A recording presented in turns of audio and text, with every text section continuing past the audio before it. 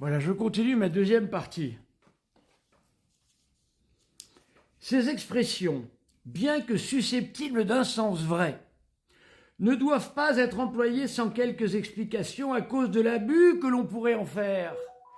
Il faut se souvenir ici que le Concile de Trente avait rejeté ce dogme. Pourquoi ? Trop dangereux, bien sûr.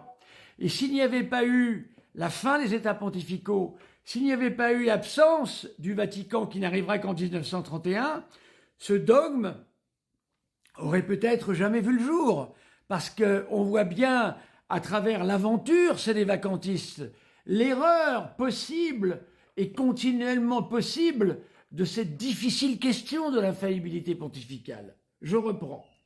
Abus qui a certainement existé dans la controverse anti-infaillibiliste. Avant et pendant le Concile du Vatican, surtout à l'occasion du volume de Monseigneur Maret du Concile général et de la paix religieuse, Paris 1869. L'infaillibilité pontificale, comme celle du magistère de l'Église, considérée d'une manière générale, provient de l'assistance divine, écartant perpétuellement tout danger d'erreur, assistance spécialement promise à Pierre et à ses successeurs, jusqu'à la consommation des siècles, d'après toutes les preuves précédemment exposées. C'est l'enseignement formel du Concile du Vatican dans la définition du dogme de l'infaillibilité pontificale.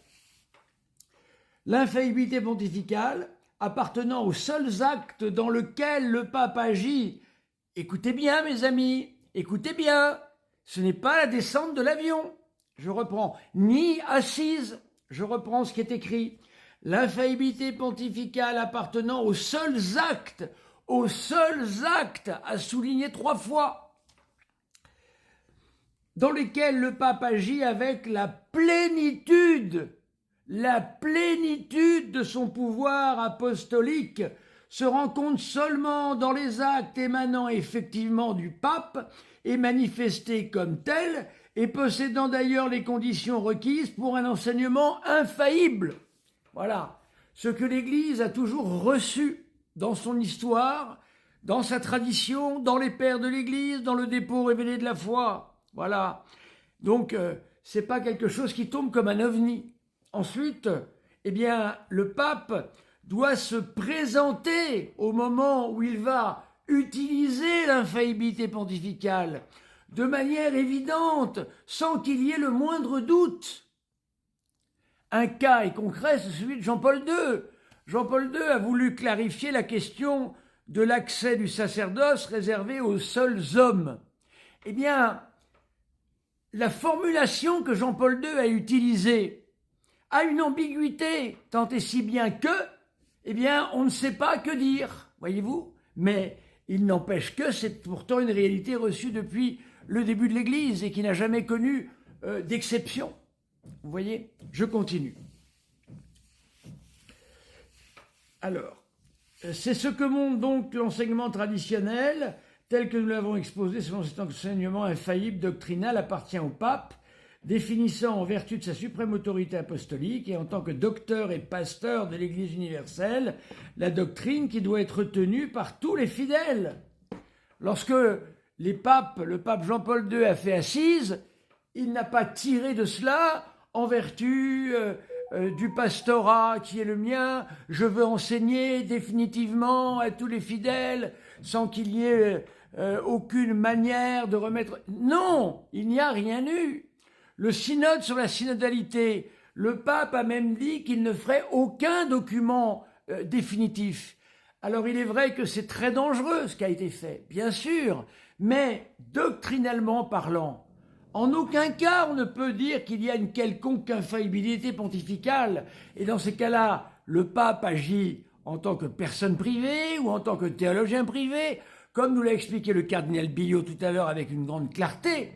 Et là, il peut se tromper dans la doctrine et dans la foi. Voilà. Dans les mœurs et dans la foi. C'est aussi l'enseignement formel du Concile du Vatican I dans la définition de foi, session 4, chapitre 4. D'où il suit, comme on l'a montré précédemment, que les décrets doctrinaux des congrégations romaines, même munis de l'approbation commune du pape, tant qu'ils restent tels et sont publiés comme tels, ne jouissent point du privilège de l'infaillibilité. Voyez ? il arrive parfois que le pape les fasse siens et les publie en son nom. C'est par exemple les cas de Lamentabili au Saint-Office, car Pidis l'a véritablement fait sien par le motu proprio Pestantia du 19 novembre 1907. Voilà. Quand le magistère infaillible est exercé conjointement par le pape et les évêques dispersés ou réunis en concile, on doit affirmer au moins comme une conclusion bien probable de l'enseignement scripturel, de l'enseignement traditionnel et de l'enseignement du Concile du Vatican que l'infaillibilité pontificale réside premièrement et principalement dans le pape, de telle sorte qu'elle est dans les évêques seulement par participation et d'une manière dépendante. Ce qui veut dire que au Concile Vatican II, qui n'a rien défini de dogmatique, encore une fois, les évêques réunis au pape étaient là comme affermissant la position du pape. Mais comme rien n'a été défini, ça n'a rien changé en quelque sorte. C'est ce que montre l'enseignement scriptural de Matthieu 16-18, de Luc 22-32, affirmant que Pierre et ses successeurs possèdent seuls l'infaillibilité d'une manière immédiate et principale, tandis que les apôtres, leurs successeurs, confirmés eux-mêmes dans la foi par Pierre, voilà la légitimité. Voilà. Donc, mes amis, vous voyez que pouvons-nous tirer de tout ça? Que le pape n'est pas une espèce de dieu, avec un petit dé, un Dionysos, ou un Jupiter, ou je ne sais quoi, ou un César, voyez-vous, comme les Césars qu'il fallait idolâtrer. Non, pas du tout. Le pape est le serviteur des serviteurs de Dieu, il est le serviteur de l'Église, il est le serviteur justement de l'infaillibilité pontificale. Il est très prudent quand il en fait usage, il en fait usage très rarement. Et cela s'inscrit dans des réalités déjà, en quelque sorte, préparées, des réalités déjà existantes, mais peut-être qu'il y a eu à un moment ou à un autre des discussions sur ces questions. D'ailleurs, paradoxalement, ce fut le cas de l'infaillibilité pontificale. Beaucoup d'évêques n'ont pas manqué de dire que dans les canons du Concile de Trente, ça a été refusé par les pères. Voilà. Et je pense, personnellement, ce qui n'enlève rien au dogme, bien sûr, que c'est un dogme d'opportunité. Voilà. Mais c'est un dogme, tout de même. Mais le pape n'a pas donné ce dogme comme tombant du ciel, mais il a simplement tranché une question du rapport entre le pape et les conciles, parce qu'il y avait le gallicanisme à cette époque qui était extrêmement puissant. Il a donc fallu trancher la question. Voilà. Donc vous voyez, mes amis, que ce n'est pas n'importe quelle question qui est tranchée.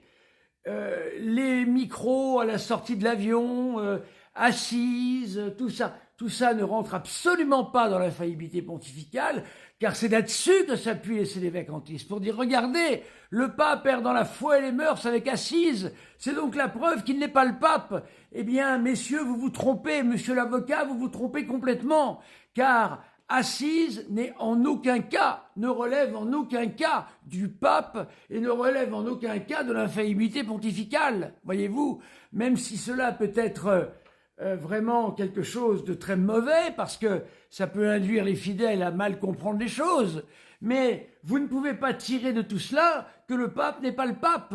Le pape est le pape et vous devez lui obéir dans tout ce qui concerne le magistère de l'Église. Comment pouvez-vous vous permettre de ne pas obéir à Evangelum Vitae? Comment pouvez-vous vous permettre de ne pas obéir à Veritatis Splendor, qui condamne toutes les fausses théologies morales qu'on a connues dans les années 50? Vous êtes sur une route, messieurs, plus que dangereuse. Vous êtes anathémisés. Je vous en prie, il vous faut sortir de cette route. N'écoutez pas les faux pasteurs. Je vais faire une émission où je ferai intervenir, peut-être, si elle le veut, une dame qui, grâce à mes vidéos, est sortie du sédévacantisme. Et elle vous expliquera quels sont les dangers redoutables et terribles de cette doctrine. Merci, chers amis. N'hésitez pas à mettre de nombreux commentaires, de nombreuses questions. Vous avez vu qu'il faut être théologien pour comprendre ces textes-là. Et il faut les trouver. Ça fait 35 volumes, ce dictionnaire. On ne peut pas trouver ça comme ça. Merci, les amis.